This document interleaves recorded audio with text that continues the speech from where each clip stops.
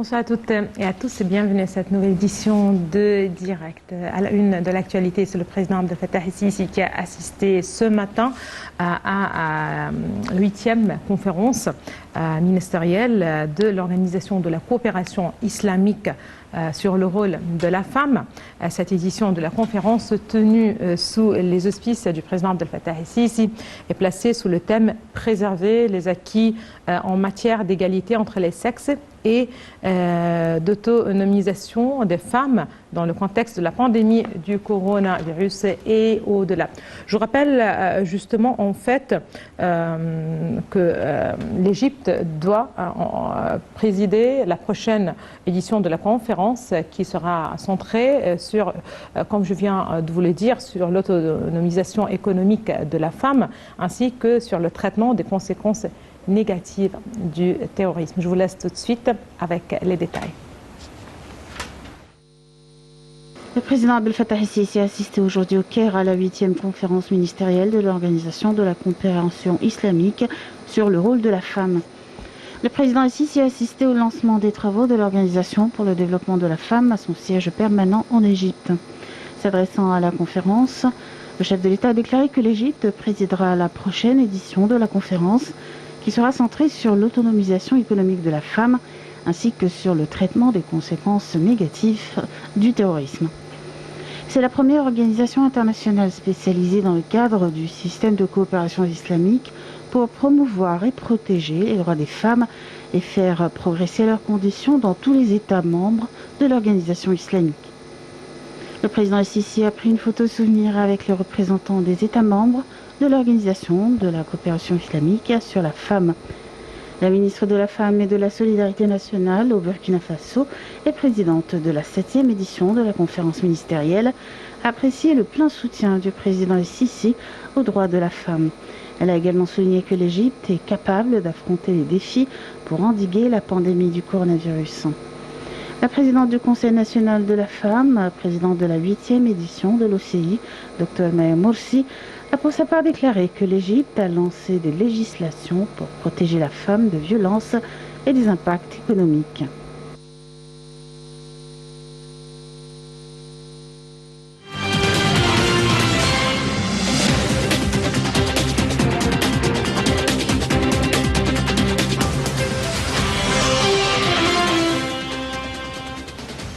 Voilà, c'est une édition qui reflète l'image moderne de l'Égypte selon le président Abdel Fattah el-Sisi. Et pour plus de précision, nous avons le plaisir d'avoir avec nous en ligne, en direct, Madame Jihan Gado, membre du Conseil national de la femme.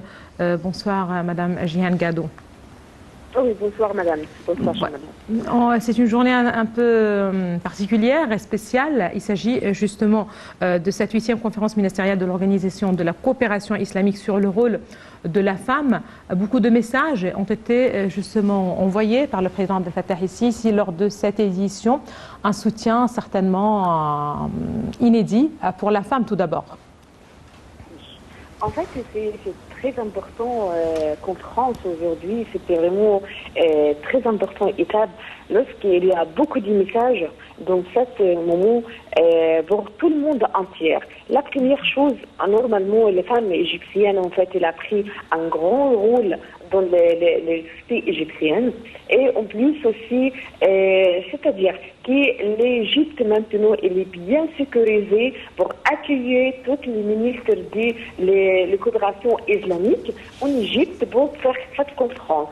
La troisième chose qui est vraiment, Égypte maintenant, il a pris le président être présidente de cette conférence pendant 2 ans.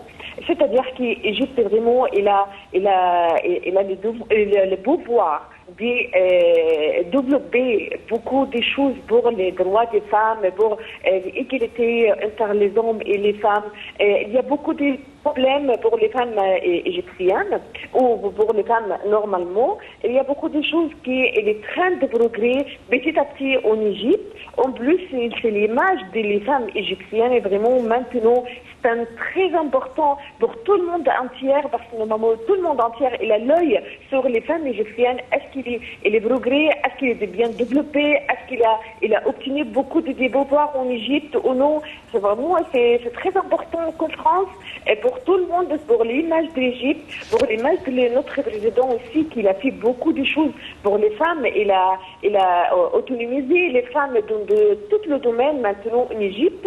C'est vraiment, on est fiers d'accueillir toutes les ministres de la coopération islamique en Égypte.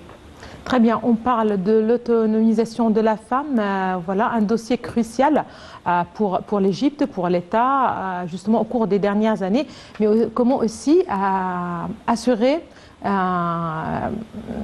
ne sais pas comment dire, mais justement pour que la femme puisse être en très bonne santé, donc des programmes, des initiatives qui ont été lancées et qui visent la santé de la femme en premier lieu. Oui, en fait, normalement, la seule pays qui a fait une stratégie pendant le Covid-19, c'était l'Égypte. C'était l'Égypte.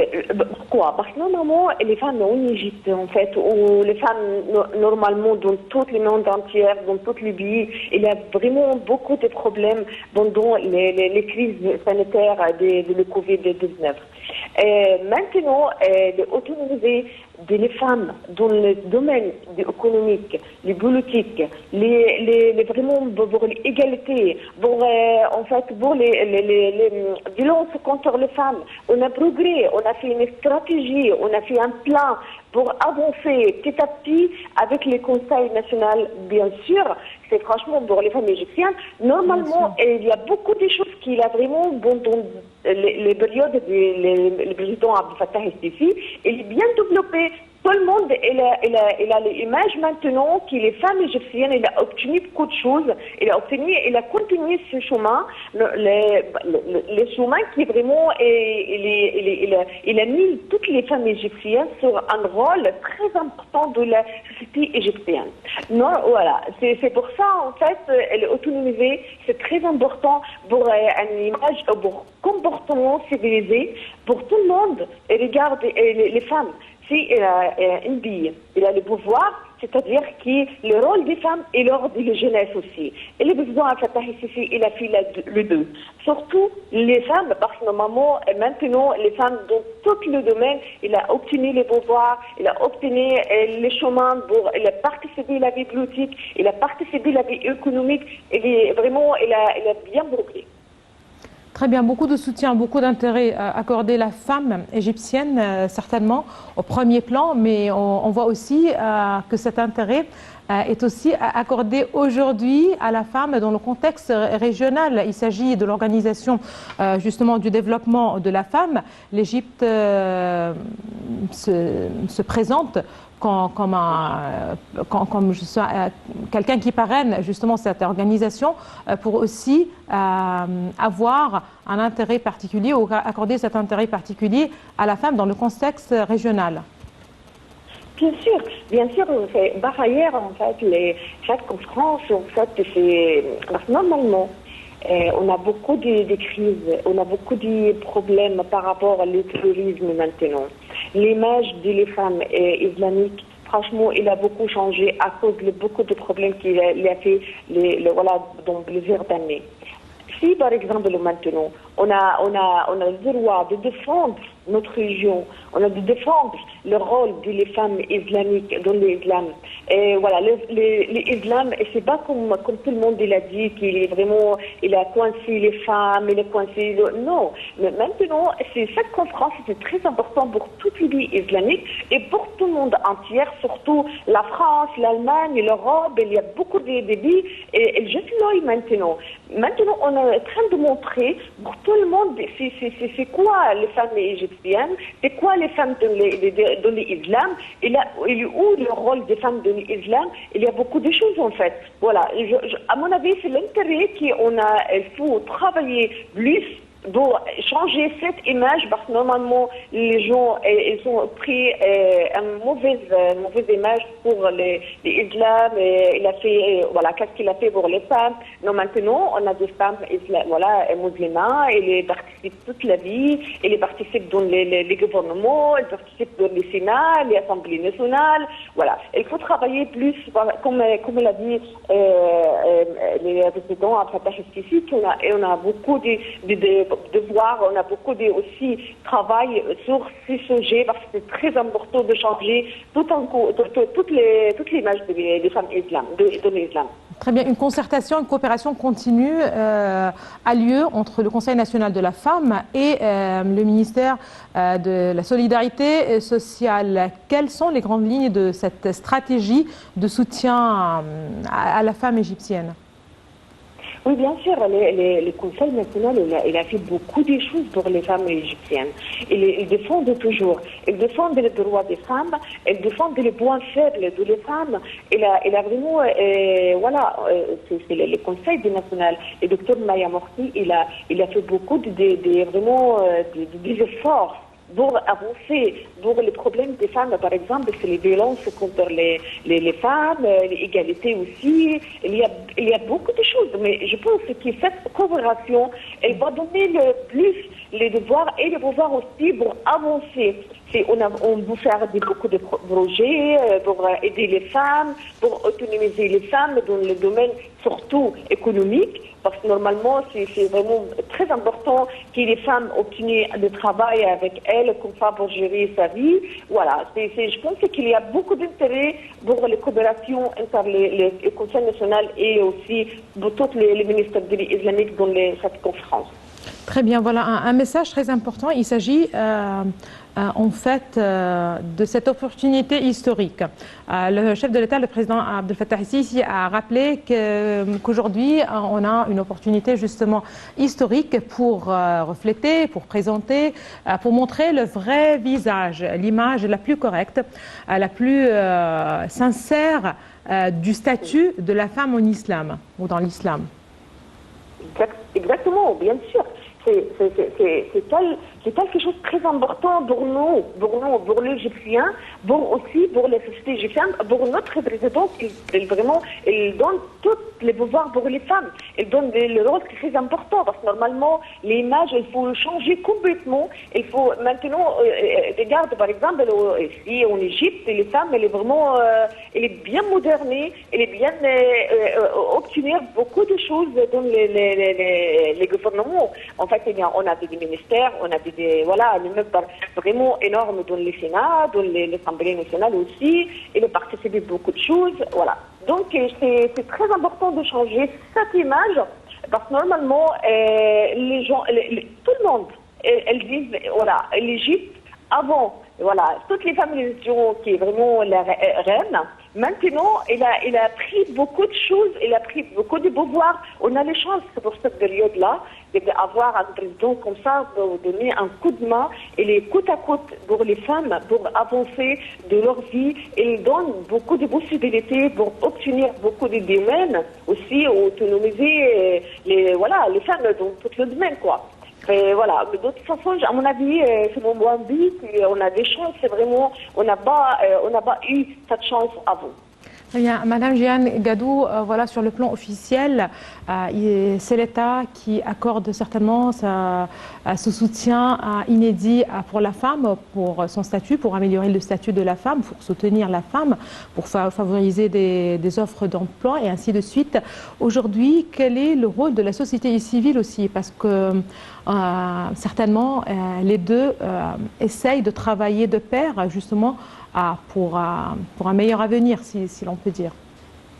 Oui, normalement, on a besoin de travailler plus pour certains sujets.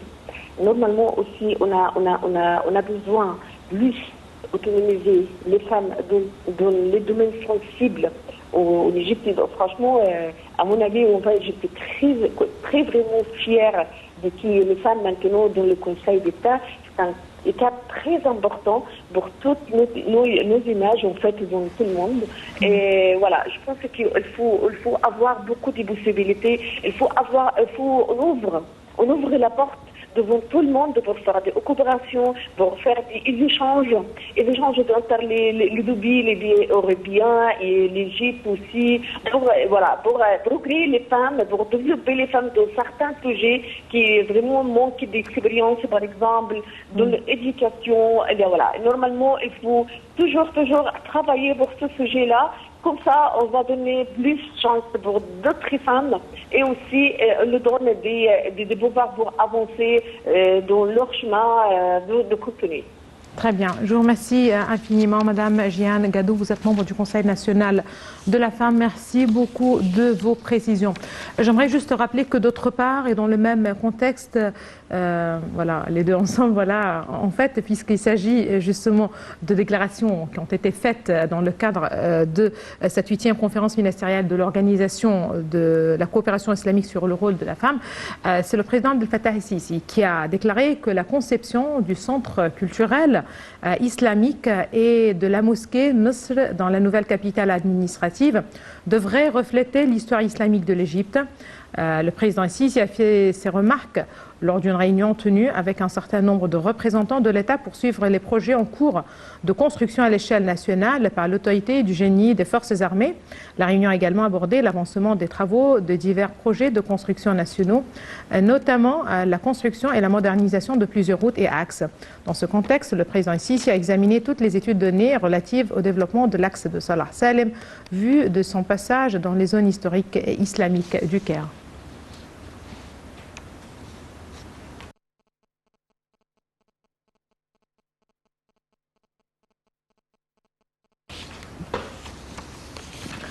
Voilà, pause. Justement, nous allons certainement retourner à ce dossier, mais juste pour rappeler que le Conseil de sécurité de l'ONU tient aujourd'hui une réunion pour examiner la crise du barrage éthiopien de la Renaissance, conformément à la demande de l'Égypte et du Soudan. Le chef de la diplomatie, Sameh Shoukry, participe aujourd'hui à New York à cette séance spéciale de l'ONU. Le ministre des Affaires étrangères, Sameh Shoukry, avait rencontré le secrétaire général de l'ONU, Antonio Guterres, pour souligner la responsabilité de la communauté internationale dans sa contribution à la résolution de la situation du grand barrage éthiopien. M. Shoukry a souligné la position de l'Égypte sur le barrage de la Renaissance à M. Guterres et appelé le Conseil de sécurité à soutenir la conclusion d'un accord juridiquement contraignant qui garantit les intérêts de l'Égypte, du Soudan et de l'Éthiopie.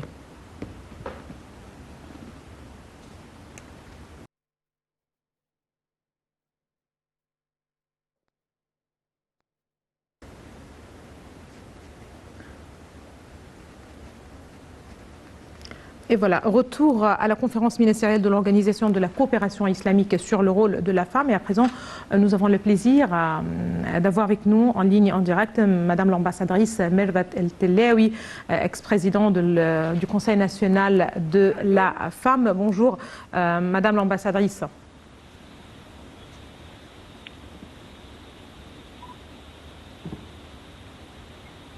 Madame l'ambassadrice Mervat El-Tellaoui.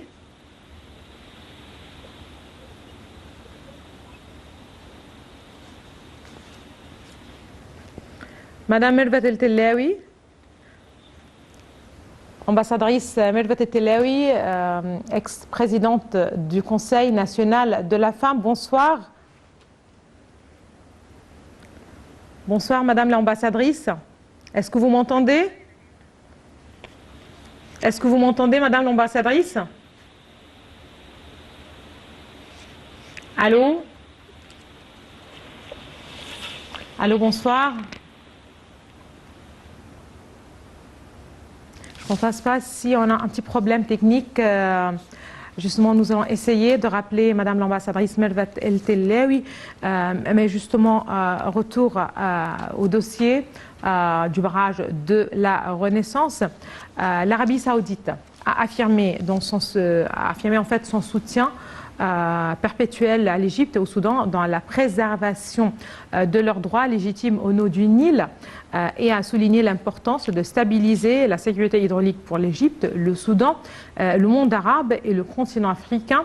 L'Arabie saoudite a appelé la communauté internationale à intensifier les efforts pour trouver un mécanisme clair pour entamer des négociations entre les trois pays conformément à leurs intérêts et aux intérêts des pays du bassin du Nil sous les auspices de l'Union africaine et de la Ligue arabe. Le Koweït a pour sa part réitéré son soutien aux droits égyptiens et soudanais au nom du Nil, appelant une solution négociée aux différents les opposants à l'Éthiopie sur le barrage de la Renaissance.